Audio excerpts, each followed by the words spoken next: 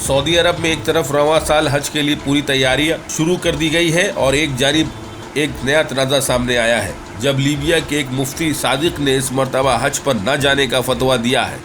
मुफ्ती ने अपने फतवे की वजह सऊदी अरब की उन जारहाना पॉलिसी को ठहराया है जिसमें सालाना हाजियों की आमद से होने वाली 12 अरब डॉलर की आमदनी से हथियारों की खरीद कर यमन में तबाही लाना, जिससे आम शहरी और मासूम बच्चों की हिलाकतें हो रही हैं। साथ ही इस्तांबुल में सहाफ़ी खशोगी के कत्ल, इन जैसे मामलात को देखते हुए उन्होंने ये फतवा जारी किया है। ख्याल रहे कि इस्लाम में 5 अहम रुकन हैं, हज एक अहम हिस्सा है और साहिब हैसियत पर फ़र्ज़ करार दिया गया है और यही वजह है कि हर साल दुनिया भर से तकरीबन 23 लाख मुसलमान हज के लिए सऊदी अरब पहुंचते हैं, जिसकी वजह से उसे तेल के बाद सबसे बड़ा ज़र मुबादला सालाना हाजियों की शक्ल में मिलता है।